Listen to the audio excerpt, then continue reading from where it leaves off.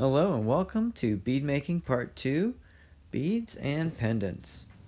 Now, if you didn't do the snake lesson, go ahead and do that first. You gotta watch the video before this one. I'll just get these snakes out of the way. And we're gonna be starting with a basic snake form again by rolling the dough into a long cylinder. Now, hopefully you remember from other times that we've talked about cylinders. It's this basic shape, like a snake. That's why we practiced it before. I'm going to take a popsicle stick and I'm just going to slice it into chunks. And I'm going to make them all about the same size. And you can use a popsicle stick, or if you have like a butter knife or something like that, just make sure your mom and dad said it's okay. Then you can, roll it, shape it back to its good cylinder shape. Looks kind of like a little marshmallow, like a tiny one. Yeah, I'm just gonna reform these.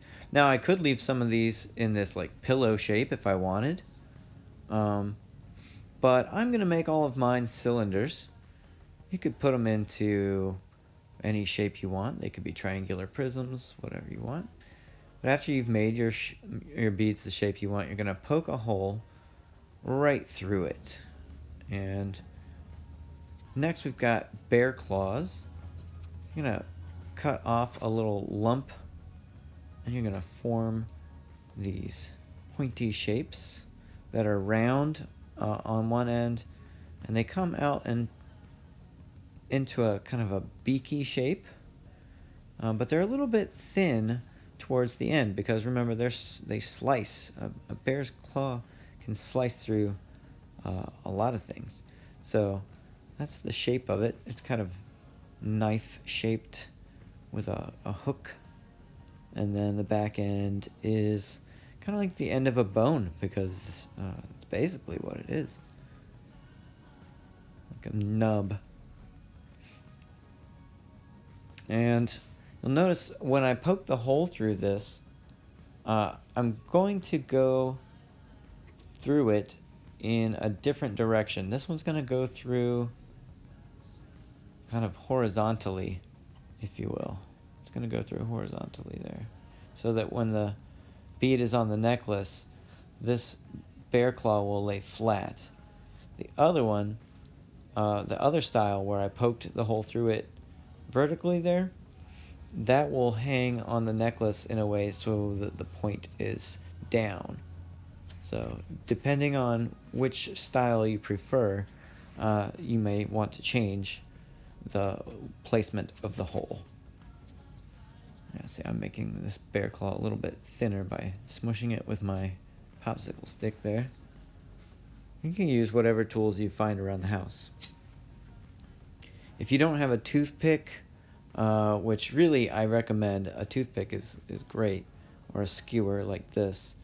You can use a pencil, but a pencil, gets wide the further you stick it into a hole.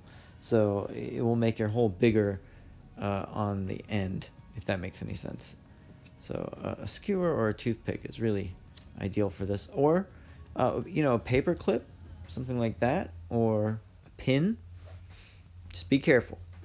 All right, next I'm going to make a pendant with my hands just shaping it. I'm going to make it into the shape of the arrowhead. You may recall from our discussion, the arrowhead or the spearhead shape is a big part of Native American identity in some tribes. Definitely in the Saponi tribe, the Saponi Nation. That's part of their crest is the arrowhead. They've got 3 arrowheads. And I'm going to add a kind of sun shape here. Yeah. Form up my edges. Add my hole here. I'm poking that through, all the way through. Adding some lines. I'll tell you again about that trick with the paper.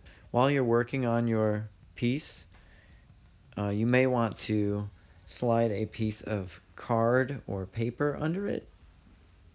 And that'll help you when you want to move it around so it doesn't stick to the table and tear apart. So after you've got them done, carefully set them out to dry.